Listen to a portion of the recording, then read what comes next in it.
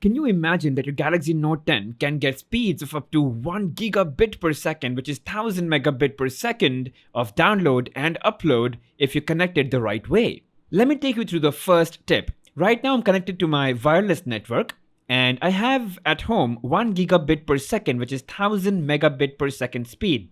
But when I'm on my wireless network, I only get up to, let's say, 270 megabit per second.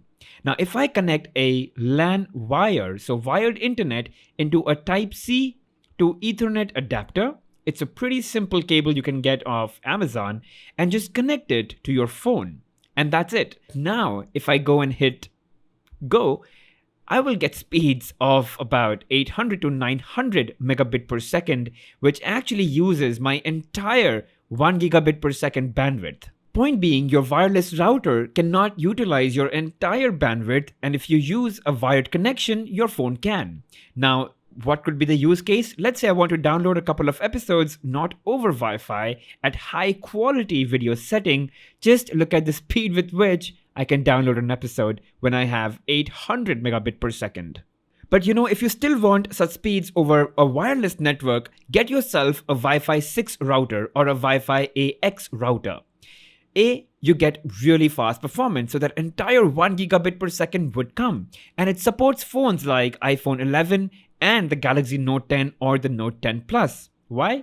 Because it's the protocol that the phone supports. So if you go onto the manufacturer's site and you scroll all the way down to connectivity specifications, you'll see that it's got AX. This AX is basically Wi-Fi 6 and it can support those speeds wirelessly. But this router will only benefit you if you've got an internet connection faster than 250 megabits per second. So if you're in parts of the world where you get 512 or 1 gigabit per second, that's when this will really be helpful.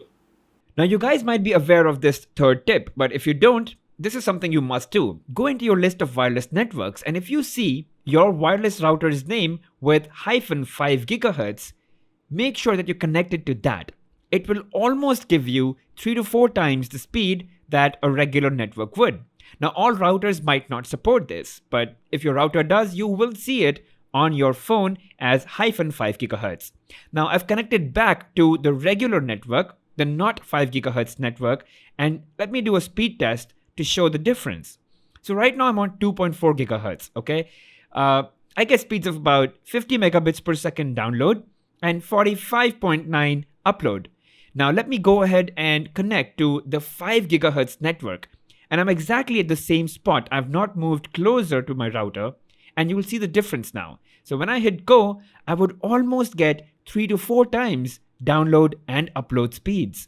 So that's the difference. Now it is possible that your router does not support a 5 gigahertz signal. So if you still don't want to spend as much money to get a Wi-Fi AX enabled router, just get a router that throws 2.4 as well as 5 gigahertz signals.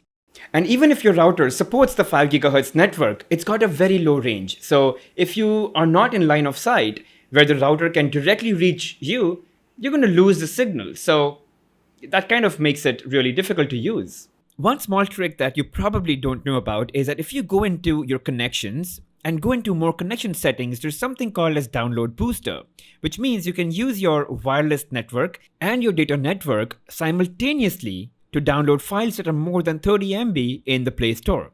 Another trick, if you go into connections and Wi-Fi and then advanced settings, you can enable switch to mobile data. What it does is every time your Wi-Fi network is out of range, it'll automatically switch to your data network and keep your internet consistent.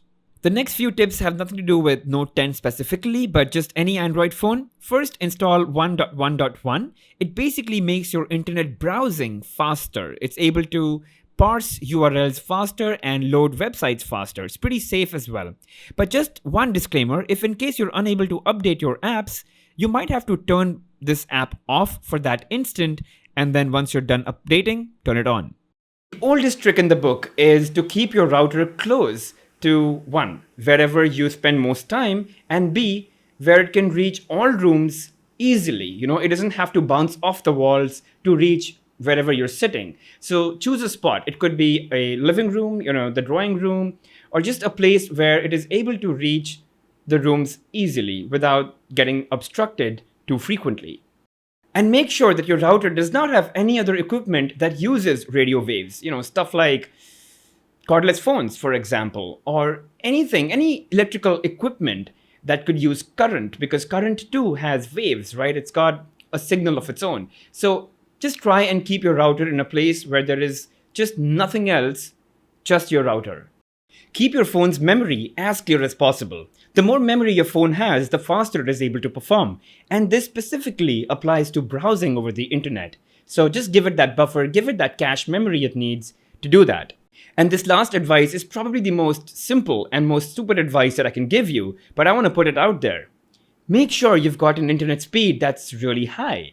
I mean, just because you've got a Galaxy Note 10 or any flagship device does not mean you'll automatically have a really fast internet.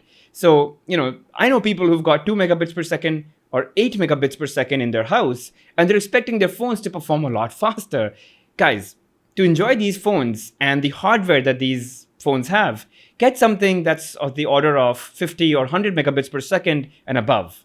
I use 1 gigabit per second, but I know that's because my operators here, the internet providers here, have that speed. If you don't have it, you can't do anything about it.